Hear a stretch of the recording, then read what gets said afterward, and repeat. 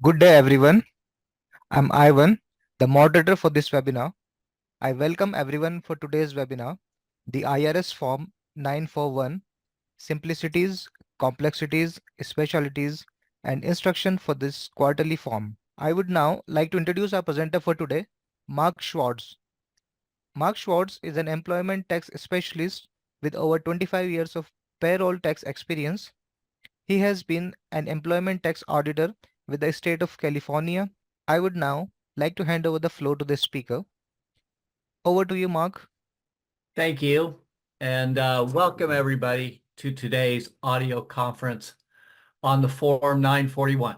So our agenda for today, we'll talk about the origin and purpose of a 941, deposits and schedules for when deposits are due, because part of what the 941 records is deposits made throughout the quarter. And then we'll talk about some Social Security and Medicare tax requirements. Those two taxes together are known as FICA. So we'll talk about other FICA and federal income tax requirements. The recent change to the 941 is changed relatively frequently, but the last time it was changed was March 23rd. Then we'll go section by section for the 941, what belongs where. And then the earned retention credit summary. And then we'll talk about common errors made in 941s. Every pay period, you withhold federal income tax and employee share of FICA, which is Social Security and Medicare taxes from paychecks. You also pay the same amount in FICA taxes as an employer tax. So the 941, this is all the information you need to complete it correctly. So there are some special rules applying to some types of employers. Seasonal employers don't have to file a 941 for quarters in which they have no tax liability. Employers of household employees usually don't file the 941. Employers of farm employees don't file 941 for wages paid for agricultural labor. They do Form 943s. Deposit schedules. Again, more about this in publication 15 if you want. Past your first year of business, then all of a sudden the IRS will take a look back period at you. And they will see the amounts of deposits you made during a look back period, usually from July 1 through 6/30. So current Social Security and Medicare withholding requirements. Okay, so the rate of Social Security tax on taxable wages has been, ever since I've been alive, 6.2% for each quarter. Medicare, most of you know the Medicare tax rate is 1.45% each for an employee withholding and the employer tax for a total of 2.9%. Disaster relief. There are relief measures in place through the IRS for you to take advantage of.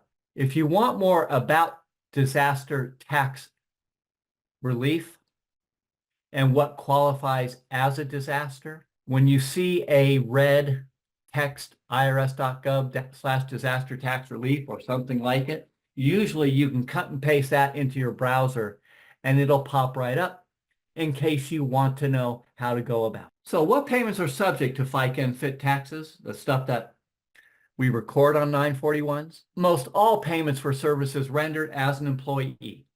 So it's not just hourly wages or salaries. A lot of other types are subject to FICA and FIT taxes, such as tips and certain fringe benefits. These are the types of employees that are exempt from FICA withholding. All right, some new stuff for the March 2024 revision of the 941.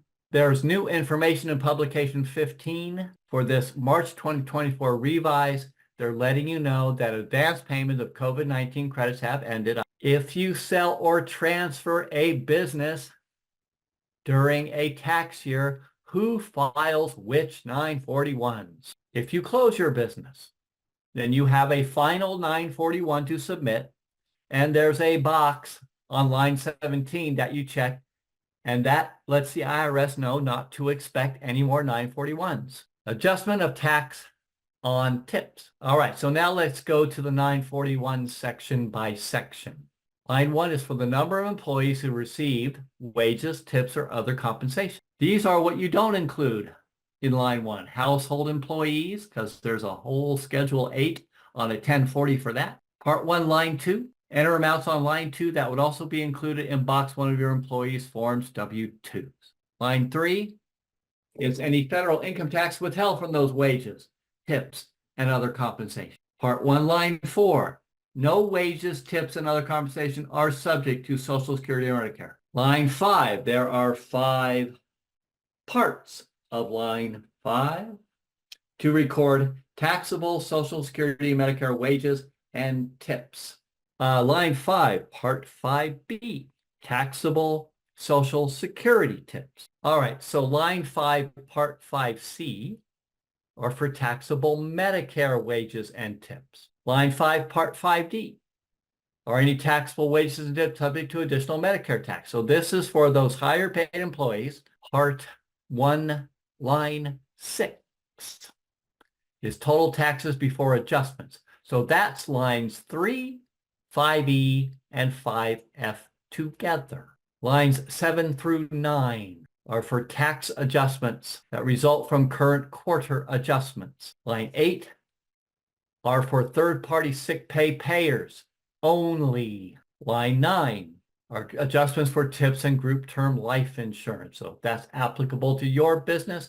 Lines 10 and 11 combines the amounts shown on lines 6 through 9. For line 11 are for any small business payroll tax credit for increasing research activity. Line 12, total taxes after adjustments and non-refundable credits. Line 13, total deposits for the quarters, right? Line 14.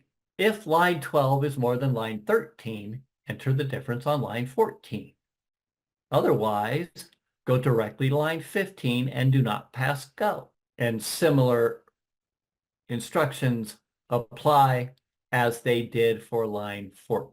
All right, so that is the whole of part 1 of the 941. Now we can move on to part 2, which tells them about the deposit schedule and tax liability for this quarter. More about line 16, one box that says monthly depositor. So if that's what you were, that's what you checked. Bottom of this slide talks about reporting adjustments from line 7 through 9 on line 16. So those are regular. That's how you do it if you're a monthly depositor. If you're semi-weekly, so that's section 2 or part 2 of the 941. Part 3 are easy to understand questions about your business, but make sure it's completed completely and accurately or it can get kicked back to you. Part 5 is for signature and date. All right, so again, this employee retention credit, so that ends the discussion of 941 section by section.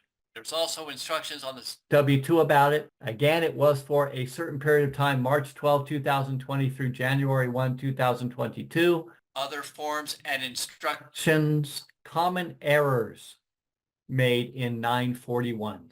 A reminder of it here on the common errors slides. Okay, use line 7. Apparently find a lot of mistakes about line 7.